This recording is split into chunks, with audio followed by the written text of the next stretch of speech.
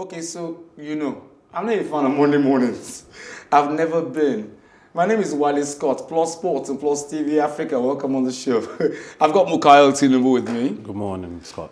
I will sing the song later and dance the dance later. But first of all, Mukail, I remember Olumide Oyedeji. That's his name. Okay. Major, big basketball player in Nigeria.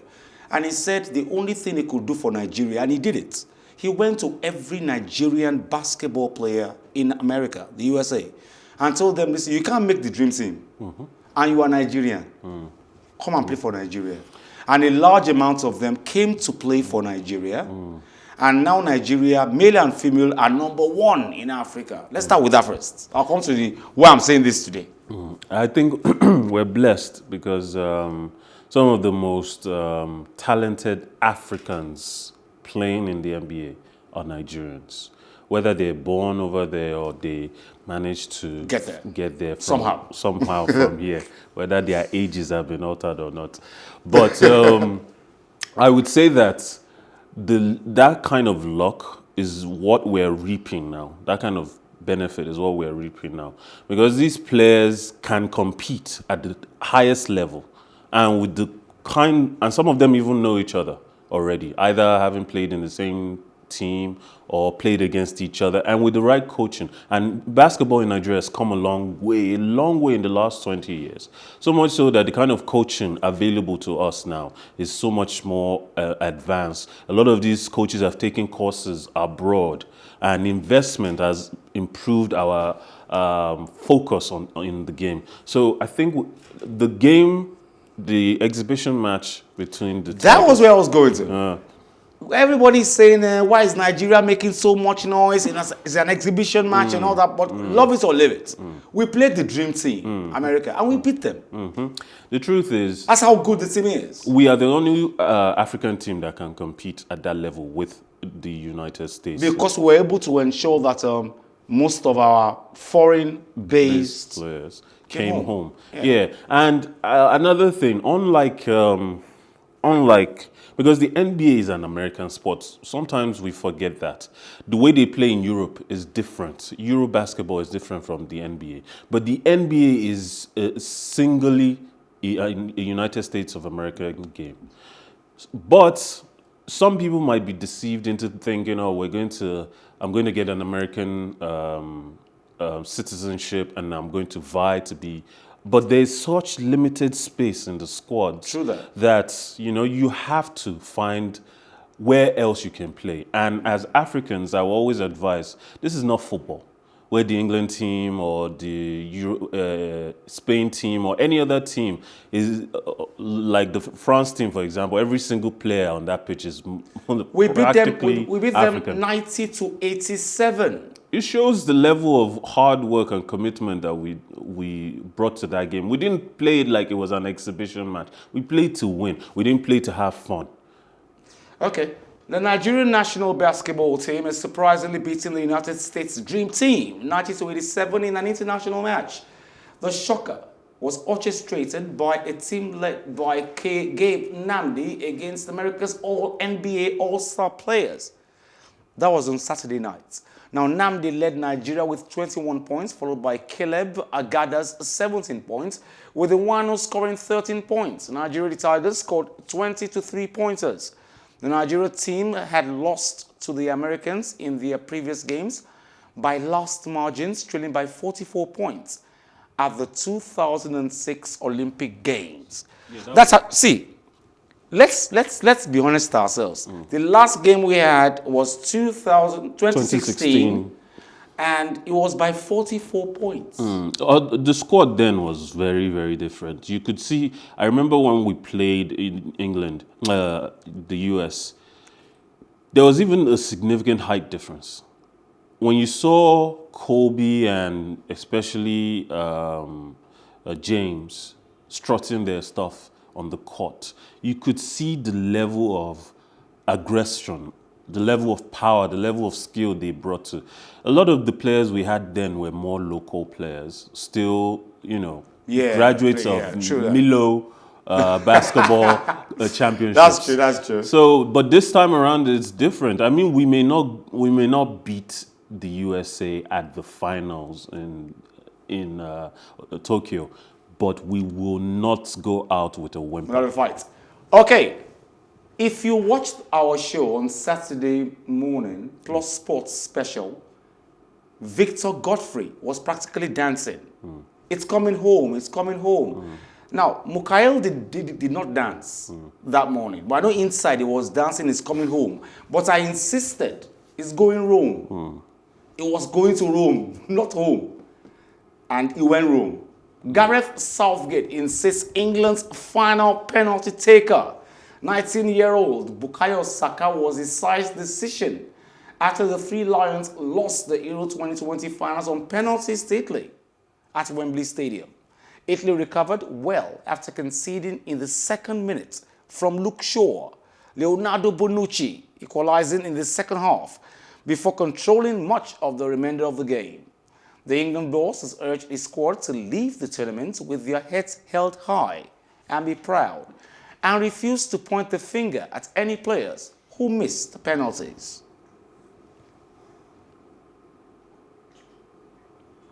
It was penalty heartbreak once again for England as they lost to Italy in the Euro 2020 finals on Sunday, and supporters in London's Trafalgar Square were left dejected. The night started well for England when Luke Shaw gave them the lead after 2 minutes, and the fan zone roared with delight. However, it turned into a nervous night after Bonucci's equalizing in the 67 minutes, and neither then team able to break the deadlock before the penalty shootout. I don't know if I have any... Okay, no. Leonardo Bonucci, a defender, comes out to make it happen. Luke Shaw scores in 2 minutes. Like I told you, the English team did the right thing. Tried to get a quick goal. And they did. But they couldn't break the Italian team anymore. I understand. I know how you feel. I said it was coming Rome. Said it was going home. The thing is, while watching that match, I didn't feel any type of way. Like I watched the whole match with you on my mind. Really? I didn't feel like if England lost this game, it would be the end, because I don't think I am as obsessed with some of the older heads, English older heads, who have been waiting for this opportunity.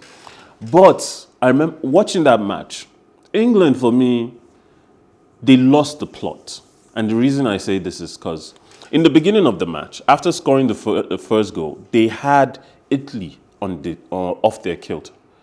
Italy couldn't even string together successive passes.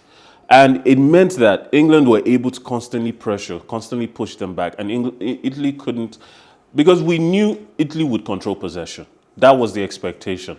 But in the first 10 to 15 minutes, Italy couldn't do that. And even going into the second half, Italy still didn't yet have a way to break down. Even though in the last 20 minutes, they started to control the possession, they couldn't break down England. Just before Italy got their equalizer, I said, England have not controlled any bit of this second half. And once they concede a goal now, they're going to lose this match. And lo and behold, 30 seconds later, Bonucci scores. And I said, well, this is exactly where English players know how to play, because some of them, no matter where in the English Premier League, they've had situations where they've had to play against the opposition. The opposition is stronger, can hold on to the pass better, but they play disruptive football, not necessarily fouling the opposition, but constantly making sure that the opposition makes more mistakes than successive passes, aren't able to break them down. So England, for me, did not threaten, not even on the counter-attack. Every time Kane dropped deep, all of the expectation of Sterling would outpace the last man and he'll use his pace, none of that happened. And Gareth has a lot of blame to take for this, because I don't know why Mount was still on that pitch. Before I come to the fact that will Gareth Southgate be sacked at this point, I don't want to talk about that now. I want to go to the fact that he says I had that. He says that it was just ill luck. When it comes to penalties, it's anybody's game. It is. And England should not be written off. They were a good team. They scored very early, conceded late in the second half, and you know, I told you one time that England, Gareth Southgate wasn't a good or great manager, but he was a good tournament manager. He knew how to play the best players at the right time. My problem with him was England was clearly lacking a lot of creativity. And that formation they began with meant they were clearly not going to have enough attackers up front to threaten the Italian goal. Why was Mount still on the pitch at the 60th, 70th minute when Grealish should have come on? Grealish did not come on until extra time. Why? And fine, penalty. I don't see understand in a game like this. The Italians hold on to the ball.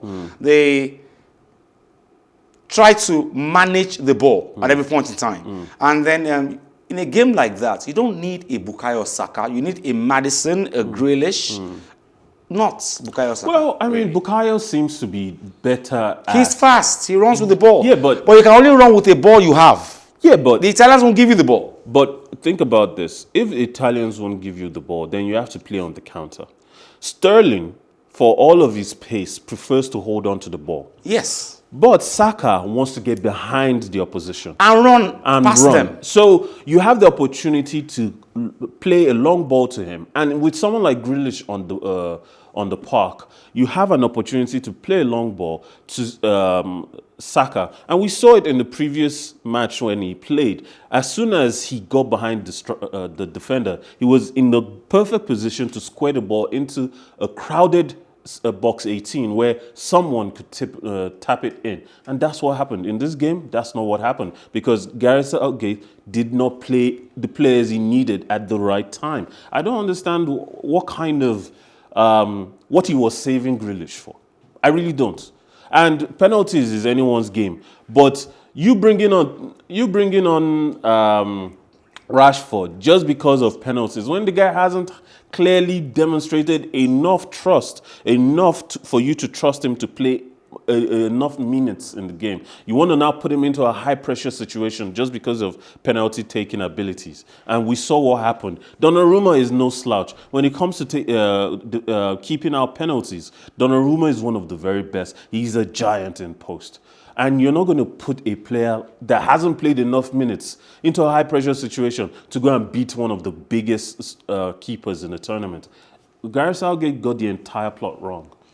Well, okay, so what next for the English national? So somebody was telling me yesterday that if England do not win this Euro 2020, they will not win any major tournament in the next 55 years again. It may not be 55 years, maybe 20. Let's say 20.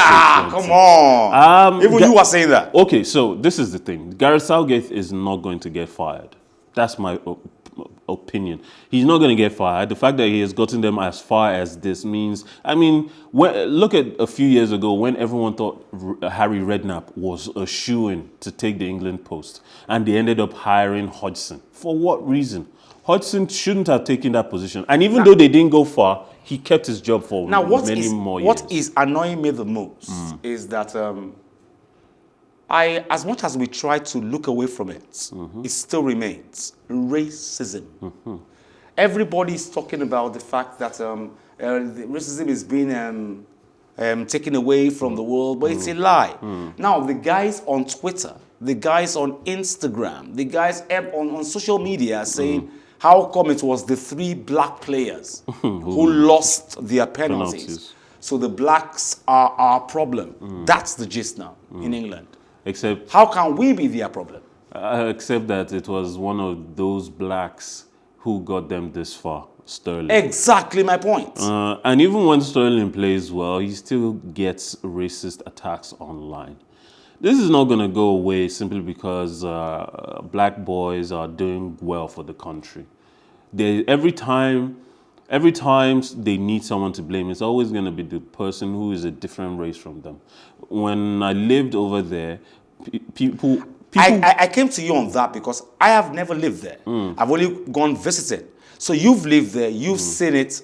One of the things that pushed the Brexit narrative that the politicians like Boris Johnson, Nigel Farage campaigned on was racism. The notion that all these Polish people are coming into this country and taking your jobs. But this is England, for crying out loud. If people who are uneducated are coming into your country to take your jobs, then what are you doing? They're always going to blame the outsider.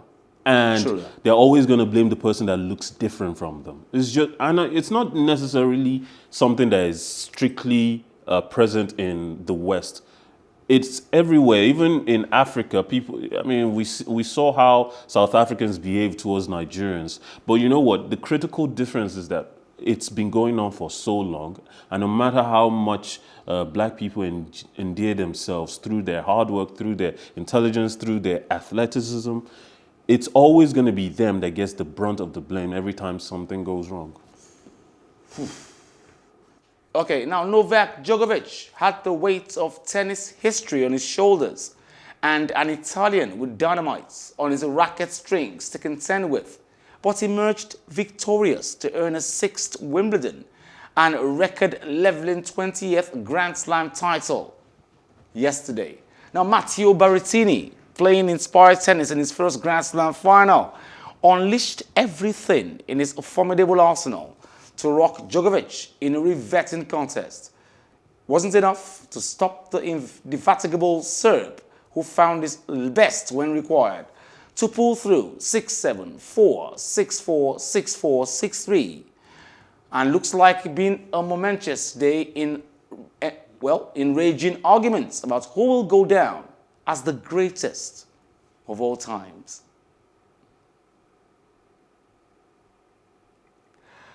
Novak Djokovic.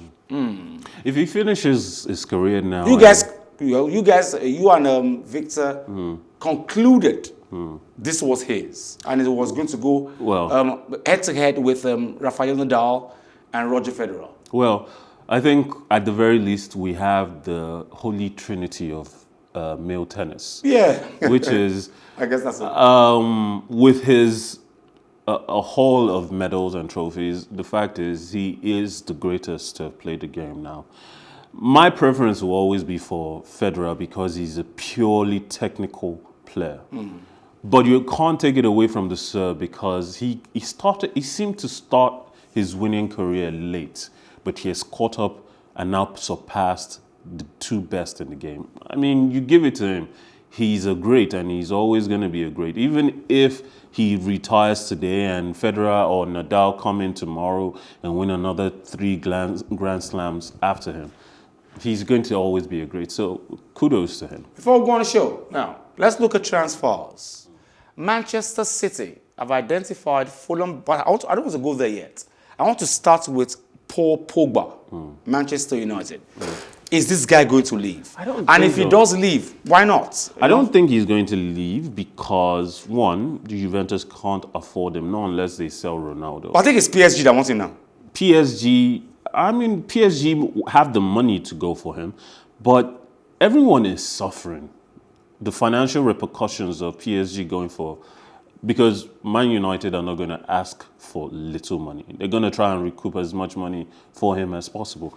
And on top of that, the wages, players at his level are not going to ask for less money than they're currently taking. He's currently taking a certain amount in Man United. He's only going to ask for more. And PSG, right now, they are on the verge of losing Kylian Mbappe for free next summer. Yes. So if they don't sell him this summer, they are going to lose a lot of money. And without that money coming in to fund a transfer for Paul Pogba, I don't know if it's going to happen. And honestly, Manchester United now are in their best position to challenge for trophies, which has always been majorly his bone of contention, his reason for wanting to leave. One, going to Madrid was an opportunity to play under Zidane, who is no longer there, and an opportunity to challenge for Champions League or definitely win La Liga, a league trophy. Going back to Juventus' old grounds that he's well comfortable in. Also a chance to win more trophies. Manchester United, for as long as he has been there, have only won 3 trophies in total, and that was under Mourinho. So, but now they came in second last season.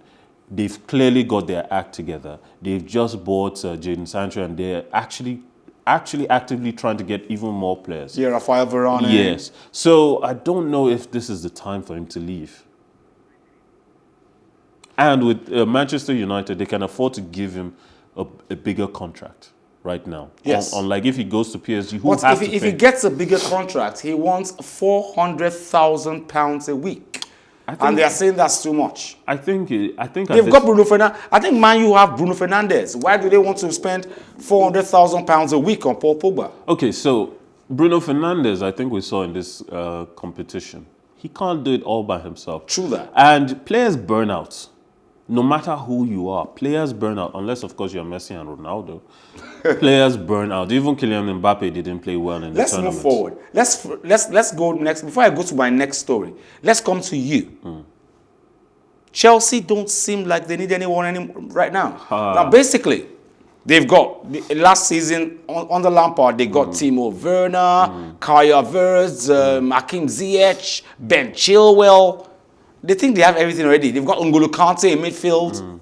I think they still need 4 players. At least 4. Are they looking towards it? Yes. First of all, Haaland is the only person we hear that's going. It's not only Haaland. I hear that we're looking at Haaland, obviously, because everyone else has refused. Tottenham are not going to It's sell. too much money. Tottenham are not going to sell Harry Kane to us, even if he wanted to come, and I doubt he wants to come. Lukaku is never going to come back. And Lewandowski is too comfortable in Bayern Munich to leave.